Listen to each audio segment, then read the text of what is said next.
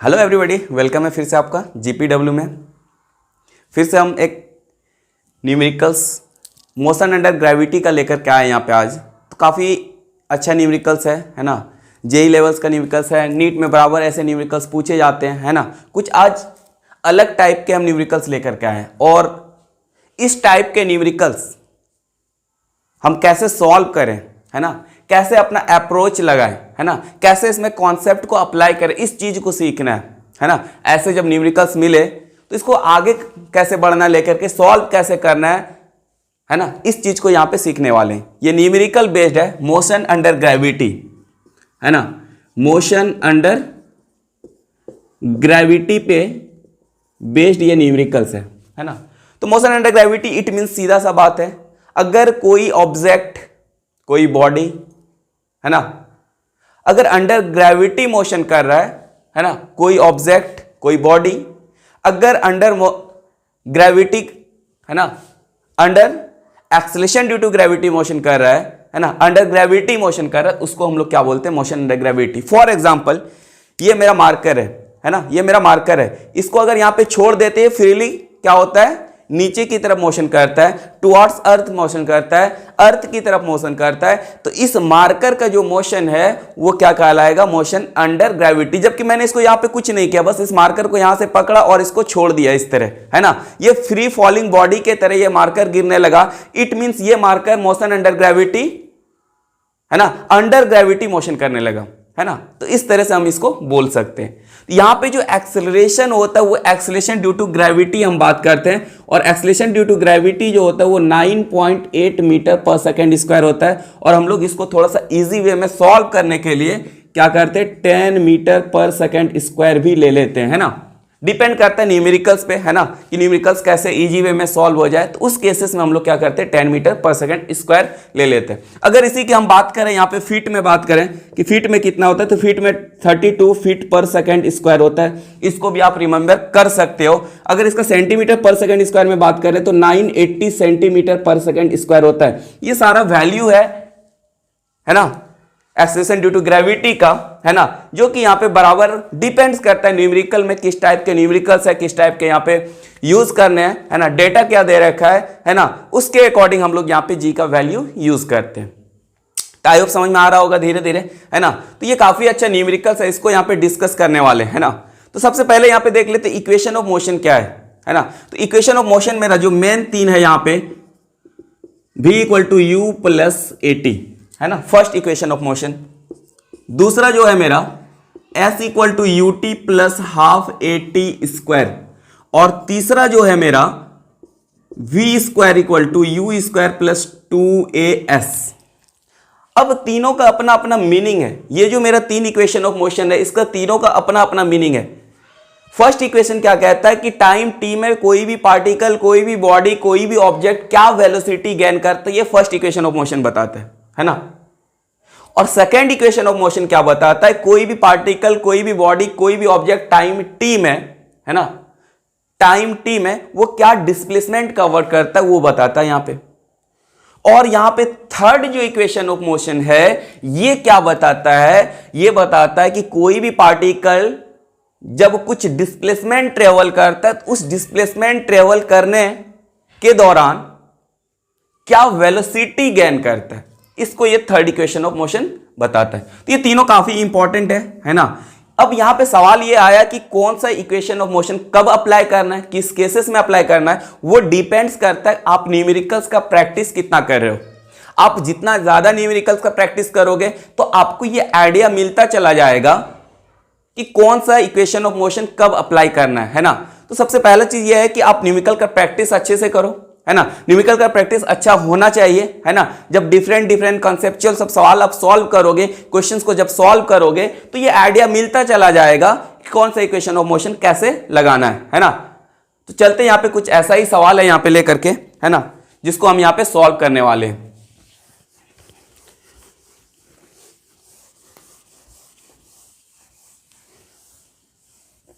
तो सवाल क्या दे रखा है कि point P, Q and R in A vertical line. तो सबसे पहले हम क्या करते हैं, यहां पे वर्टिकल लाइन को ड्रॉ कर लेते हैं। सबसे पहले क्या करते हैं, एक वर्टिकल लाइन को ड्रॉ कर लेते हैं। बोल रहा है कि P Q एंड R क्या है, एक मतलब पॉइंट है जो कि वर्टिकल लाइन में है, और आगे क्या दे रखा है, PQ इक्वल टू QR भी दे रखा है, PQ इक्वल टू QR दे रखा है। इट मींस Q जो है वो मिड पॉइंट पे P और R के बीच में है ना, तभी ये पॉसिबल होगा कि Q दोनों बराबर है। ये कब पॉसिबल होगा, P और R के मिड पॉइंट पे Q है। इट मींस यहां पे हम क्या बोल सकते हैं कि ये जो डिस्प्लेसमेंट है और ये जो डिस्प्लेसमेंट है ये दोनों सेम होगा, बराबर होगा, इक्वल होगा, है ना। It means PQ equal to PR देने से क्या हो गया, यहां पे PQ इक्वल टू QR देने से यहां पे क्या हो गया कि ये जो मेरा डिस्प्लेसमेंट है P से Q और Q से R ये इक्वल होगा। अब आगे यहां पे आता है कि सवाल जो पूछ रहा है यहां पे, है ना, a ball at P is allowed to fall freely, what is the ratio of time of descent through PQ and QR। अब बोला क्या जा रहा है, P से एक बॉल को गिराया जाता है, ठीक है, P से एक बॉल को गिराया जाता है यहां पे, है ना। तो बोल क्या रहा है कि P से Q तक जो आने का टाइम होगा और Q से R तक जो आने का टाइम होगा, इसका रेशियो क्या होगा। अब बच्चे सोच रहे होंगे कि यहां से P से Q आने में जो टाइम लगेगा वही यहां Q से R तक आने में लगेगा, है ना। ऐसा नहीं होता है ना। क्यों नहीं होता है, यहां पे डिपेंड्स करता है कि जब P से Q की तरफ चल रहा है, यहां पे जो इसका इनिशियल वेलोसिटी है वो 0 है। अब जब Q से R की तरफ चल रहा है, यहां पे वेलोसिटी 0 नहीं है, कुछ वेलोसिटी है यहां पे। इस वजह से Q से R तक जाने में जो टाइम लगेगा वो कुछ और लगेगा, और P से Q तक आने में टाइम जो लगेगा वो कुछ और लगेगा। भले यहां पे displacement, it means vertical displacement जो है वो इक्वल है P से Q और Q से R, लेकिन P से Q जब ये बॉल ट्रेवल कर रहा है तो यहां पे इनिशियल वेलोसिटी 0 से ट्रेवल कर रहा है, और यहां Q से जब R की तरफ ट्रेवल कर रहा है तो यहां पे इनिशियल वेलोसिटी 0 नहीं है। इट मींस ये टाइम जो होगा वो अलग अलग लगेगा, है ना। टाइम क्या होने वाला है, डिफरेंट होने वाला है। इसलिए तो सवाल ने दे रखा है कि यहां पे what is the ratio of time, है ना, ऑफ डिसेंट, मतलब इसके गिरने का जो टाइम का जो रेशियो है P से Q और Q से R क्या होगा, है ना।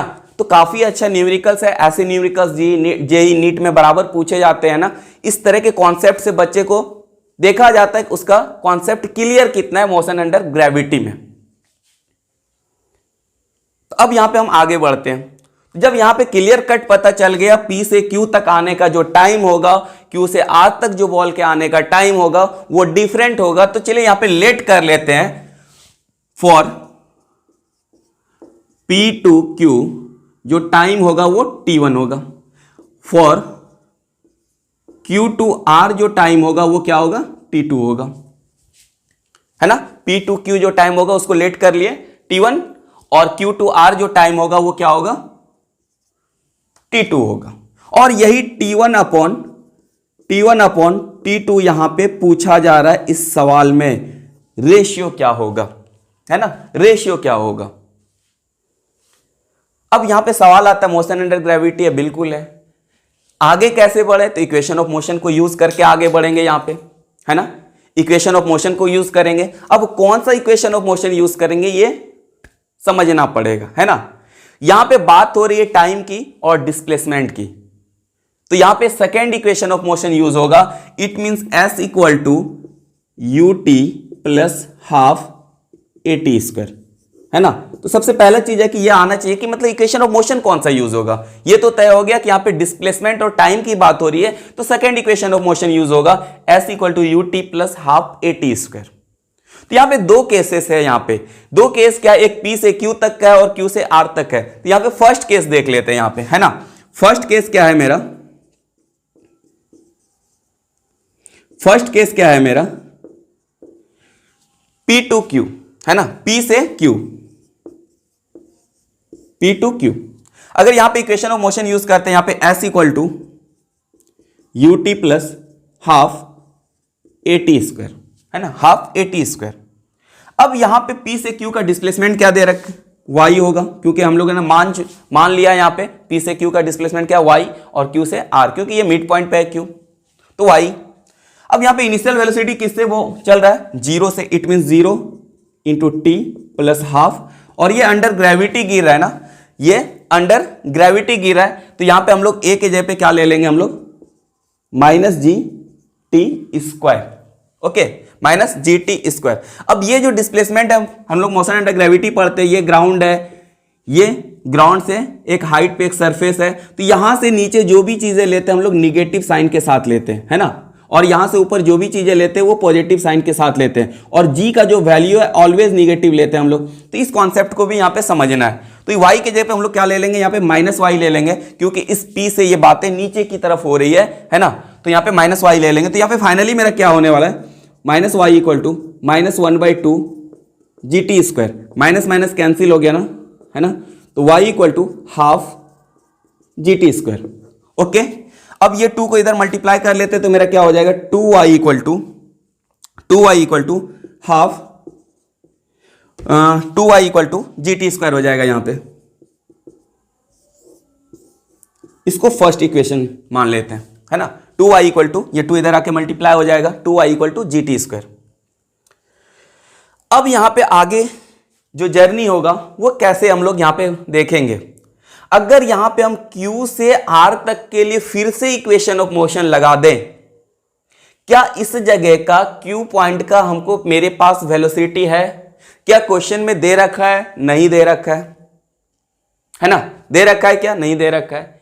q पॉइंट पे हमको वेलोसिटी फाइंड आउट करना पड़ेगा, तो लफड़ा यहां पे बढ़ जाएगा, है ना, लोचा यहां पे बढ़ जाएगा। अगर फिर जाएंगे यहां पे q पॉइंट पे वेलोसिटी फाइंड आउट करने, फिर यहां पे इक्वेशन ऑफ मोशन अप्लाई करेंगे, यहां पे वेलोसिटी क्या होगा, तो हम लोग इस चीज से बचने के लिए, है ना, एक अलग टाइप से सोचते हैं हम, है ना, अलग टाइप से सोचते हैं यहां पे। अलग टाइप से क्या, हम फिर डायरेक्ट इस बार p से r तक का जर्नी को ले लेते हैं। तो यहां पे क्या होगा, यहां पे जो q पे वेलोसिटी की जरूरत पड़ रही थी उस वेलोसिटी की जरूरत नहीं पड़ेगी। जब हम p से r के लिए डायरेक्ट जो जर्नी होगा, डायरेक्ट हम इक्वेशन ऑफ मोशन अप्लाई करेंगे, तो p पॉइंट के लिए यही वेलोसिटी हम अप्लाई कर लेंगे फिर से, है ना, p पॉइंट पे जो वेलोसिटी, इनिशियल वेलोसिटी है वो 0, वही हम अप्लाई कर लेंगे और फिर इक्वेशन ऑफ मोशन लगा के इसका देख लेंगे, है ना। तो फर्स्ट ऑफ ऑल पहले इसको नोट डाउन कर लेना, वीडियो को पॉज कर ले, इसको नोट डाउन कर लें, फिर हम इसको लेके आगे बढ़ रहे हैं, ओके, फिर इसको लेके हम आगे बढ़ रहे हैं। तो चलते हैं यहां पे, है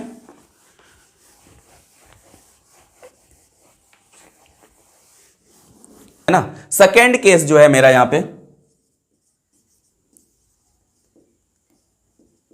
सेकेंड केस जो है मेरा, डायरेक्ट हम p से r तक के लिए अप्लाई करेंगे इक्वेशन ऑफ मोशन। तो जब p से r के लिए इक्वेशन ऑफ मोशन अप्लाई करेंगे यहां पे, s इक्वल टू मेरा क्या है formula, ut plus half at square, okay. s के जगह पे आप क्या अप्लाई करोगे यहां पे, p से q, q से r, it means y plus y, okay, और u तो 0 है, इट मींस 0 इंटू टी। अब टाइम जो होने वाला, यहां तो 0 इंटू टी लिख रहे हैं, लेकिन टाइम क्या होगा, सबसे पहले यह चीज पता होना चाहिए, है ना, टाइम क्या होगा। P से Q को लेट कर रखा है, मान रखा है कि टाइम T1, और Q से R को टाइम मान रखा है T2। इट मींस यहां पे टाइम जो होगा मेरा वो क्या आएगा, T1 प्लस T2, फिर प्लस हाफ, है ना, और यहां पे A के जगह पे हम लोग माइनस जी लेंगे, और यहां पे T1, T के जगह पे जो टाइम होने वाला है T1 प्लस T2 का स्क्वायर, है ना, T1 प्लस T2 का होल स्क्वायर, ओके। अब यहां पे ये डिस्टेंस भी नीचे की तरफ है ना, इस पॉइंट से नीचे की तरफ, तो यहां पे भी हम लोग माइनस अप्लाई कर देंगे, है ना। तो मेरा फाइनली क्या होने वाला, -2y equal to 0 into T1 plus T2, 0 होगा, है ना, यहां plus minus minus, it means half g, और यहां पे T1 स्क्वायर T2 स्क्वायर का, T1 प्लस T2 का होल स्क्वायर, ओके। और ये मेरा माइनस यहां पे होगा, ये माइनस माइनस कैंसिल हो गया, है ना, तो 2y equal to half g T1 plus T2 का होल स्क्वायर। ये मेरा जो है वो सेकेंड इक्वेशन है ना, सेकेंड इक्वेशन है, ओके। तो ये मेरा जो है मेरा सेकेंड इक्वेशन है।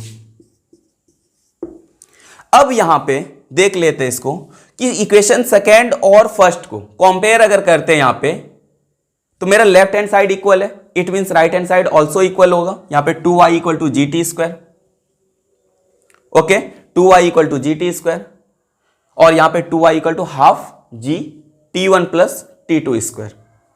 अब जब दोनों को कंपेयर करते हैं तो मेरा क्या आ जाता है, ऑन कंपेयरिंग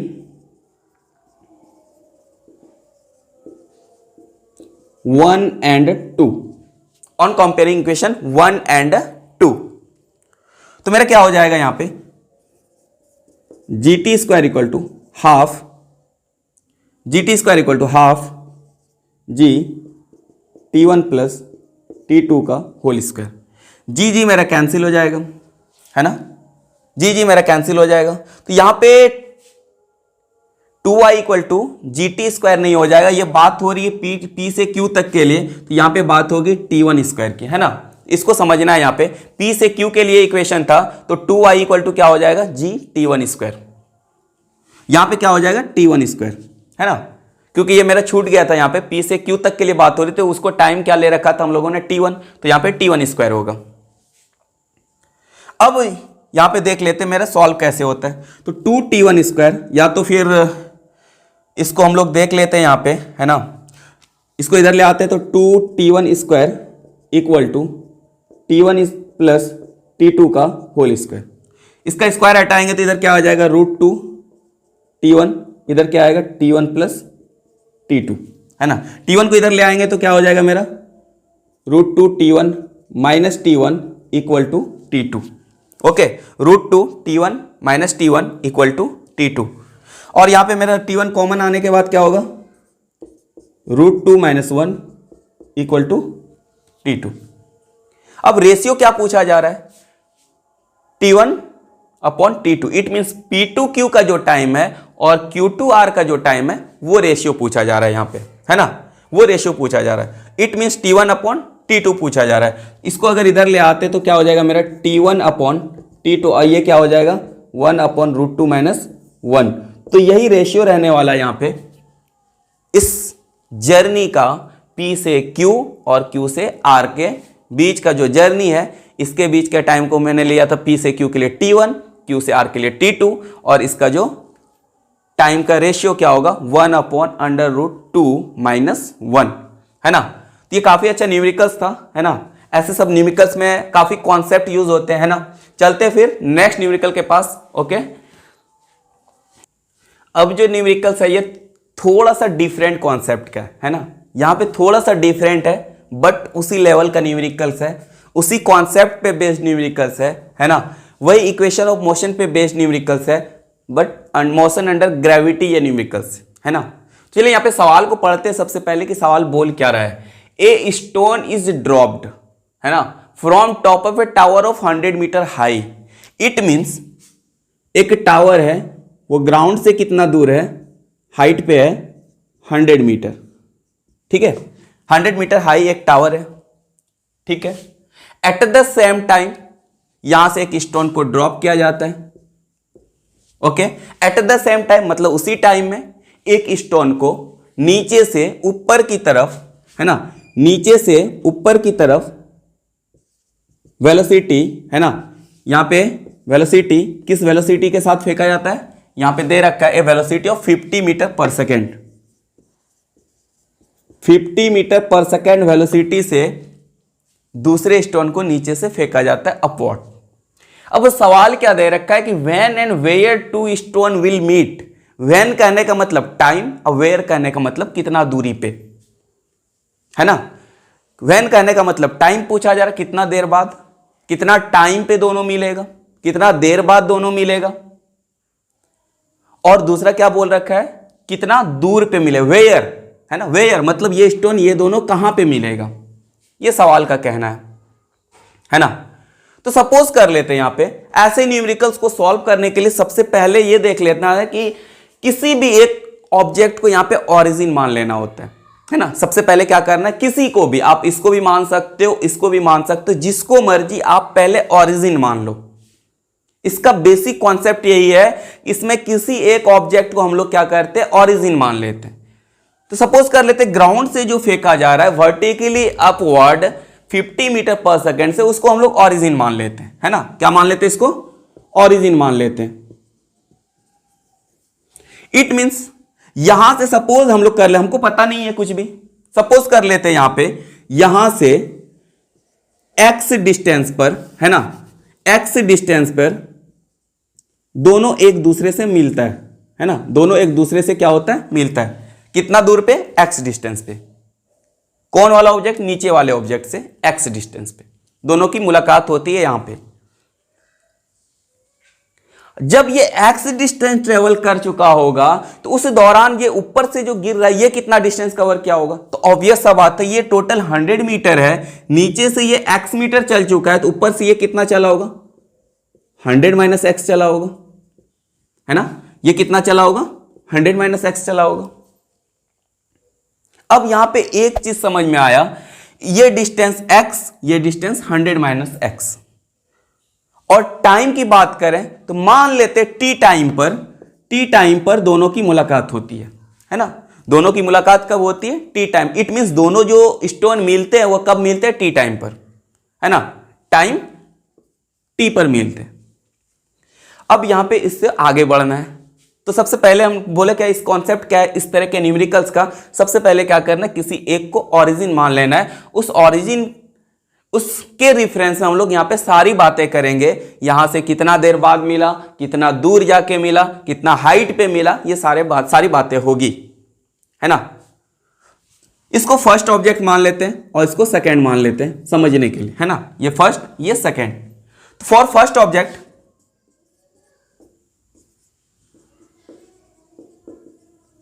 है ना, फॉर फर्स्ट ऑब्जेक्ट मतलब फर्स्ट वाला स्टोन के लिए बात करें, है ना। फर्स्ट ऑब्जेक्ट या यहां पे स्टोन दे रखा है ना, स्टोन।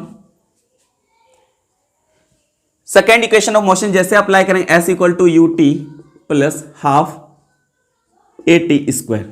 ओके, s बराबर u t plus half a t square. तो s बराबर क्या लिखेंगे हम लोग यहां पे? कितना डिस्प्लेसमेंट कवर कर रहा है? x। तो यहां पे हम लोगों ने क्या लिख लिया? x। u कितना दे रखा है? 50 और time t plus half. a के जगह पे हम लोग क्या लेंगे? Minus g t square. Okay, तो ये मेरा हो जाएगा 50 t प्लस माइनस माइनस 1/2 और g का वैल्यू यहां पे हम लोग 10 ले लेते हैं into t square. Okay, equal to x। ये 2 5 10, है ना। तो x इक्वल टू क्या हो जाएगा मेरा? 50t minus 5t square. Okay, 50t minus 5t square. ये मेरा इक्वेशन 1 हो गया, है ना। ये मेरा क्या हो गया? इक्वेशन 1 हो गया। अब सेकंड के लिए जब देखें यहां पे, तो फॉर सेकंड के लिए, सेकेंड स्टोन के लिए, इसके लिए जब हम इक्वेशन ऑफ मोशन अप्लाई करेंगे यहां पे, तो मेरा क्या हो जाता है, यहां पे देख लेते हैं इसको जरा सा, है ना। तो यहां पे मेरा क्या हो जाएगा? s equal to u t plus half a t square. s क्या होगा मेरा? ये डिस्टेंस क्या है? इस लेवल से ये नीचे की तरफ है, इट मीन्स यहां पे माइनस लेंगे, और ये डिस्प्लेसमेंट कितना है? 100 माइनस एक्स। इट मीन्स यहां पे हम लोग क्या लिखेंगे? Minus 100 minus x. ओके, इसका इनिशियल वेलोसिटी क्या है? फ्री फॉलिंग बॉडी के जैसा है, मतलब इट मींस इसका इनिशियल वेलोसिटी यहाँ पे 0 होगा। उसको गिराया जा रहा है, कुछ वेलोसिटी तो दे नहीं रखा है, उसको इस तरह गिराया जा रहा है, इट मींस 0 होगा। तो 0 इंटू टी प्लस हाफ, ए के जगह पे हम लोग माइनस जी लिखेंगे, है ना, टी स्क्वायर। तो फाइनली इसको देखें यहाँ पे, तो कितना हो जाएगा मेरा? 100 minus x equal to minus g t square. ये माइनस माइनस मेरा कैंसिल हो गया, है ना, माइनस माइनस मेरा कैंसिल हो गया। और यहां पे हम लोग क्या देख लेते हैं? 100 minus x equal to half, g का वैल्यू यहां पे 10 ले लेते हैं इंटू टी स्क्वायर। 2 5 है ना, तो 100 minus x equal to 5t square. 100 minus x equal to मेरा क्या आ गया? 5t square. तो अगर अभी तक आप लोगों ने नोट डाउन नहीं किया तो पहले वीडियो को पॉज करें, आराम से इसको लिख लें, फिर हम यहाँ पे आगे बढ़ रहे हैं, है ना। इसको इक्वेशन 2 सपोज कर लेते हैं। अब यहां पे देख रहे हैं कि 5t² के जगह पे क्या हम लोग यहां पे 100 माइनस एक्स लिख सकते हैं क्या? 5t² इक्वल टू क्या है मेरा 100 माइनस एक्स। तो इक्वेशन 1 में 5t² के जगह पे जब हम लोग 100 माइनस एक्स रख लेते हैं, है ना, तो देखते हैं उसका सॉल्व करके क्या आता है मेरा। x इक्वल टू, है ना, x equal to 50t minus 100 minus x. It means x equal to 50t minus 100 minus minus plus x, है ना। तो ये फाइनली मेरा क्या हो जा रहा है ना, 50t minus 100 equal to 0। It means 50t equal to 100 और t equal to 100 upon 50। It means t equal to क्या आया मेरा 2 सेकेंड। टाइम मेरा क्या आ चुका है 2 सेकेंड। इट मीन्स ये दोनों जो स्टोन है, जो ऊपर से एक फ्री फॉलिंग बॉडी के जैसा उसको गिराया जा रहा, और एक दूसरा जो स्टोन है उसको 50 मीटर पर सेकेंड से ऊपर की तरफ फेंका जा रहा है सेम टाइम, तो दोनों कितना देर बाद मिलेगा, वो दोनों की जो मुलाकातें होगी, दोनों जो मिलेंगे, मतलब व्हेन, वो कब होगी 2 सेकेंड के बाद, है ना। कितने सेकेंड के बाद 2 सेकेंड के बाद। अब सवाल आया कहां पर, वेयर, मतलब कितना दूर यहां से। तो चलो यहां पे देख लेते कितना दूर पे ये मिलने वाला है ना, कितना दूर पे ये मिलने वाला है ना। तो इक्वेशन 1 में अगर t का वैल्यू अगर रख दें, इक्वेशन 1 में अगर t का वैल्यू रख दें तो हमको डिस्प्लेसमेंट पता हो जाएगा, मतलब कितना दूर जाके मिलेगा, उसको यहां पे देख लेते हैं। तो फ्रॉम इक्वेशन 1, है ना, फ्रॉम इक्वेशन 1, तो x equal to 50 into 2, time जो 2 सेकेंड निकला है ना, माइनस, है ना, माइनस 5 इंटू 2 का स्क्वायर। तो क्या हो जाएगा यहाँ पे 100 और यहाँ पे क्या हो जाएगा 20, है ना। 100, 52 जा 100 माइनस 2 जा 4, 4 5 जा 20। It means x equal to जो होगा 80 मीटर। इट मीन्स यहाँ ग्राउंड से 80 मीटर के हाइट पर दोनों की मुलाकात होगी। मतलब यहाँ पे दोनों स्टोन जो टकराएगा, ग्राउंड से कितना दूर टकराएगा 80 मीटर। अगर इसको ऑरिजिन माना होता तो यहां से कितना होता 20 मीटर, है ना। अगर ग्राउंड से पूछा कितना दूर तो 80 मीटर, अगर ऊपर से पूछ ले कितना दूर तो 100 में 80 कर लेंगे तो क्या आ जाएगा 20 मीटर, है ना। तो काफी अच्छा न्यूमेरिकल्स था। फिर मिलते हैं ऐसे ही अच्छे सब न्यूमेरिकल्स लेकर के, है ना, नेक्स्ट वीडियो में। अगर आप लोगों ने अभी तक इस चैनल को सब्सक्राइब नहीं किया तो सब्सक्राइब करें, लाइक करें, कॉमेंट करें, है ना।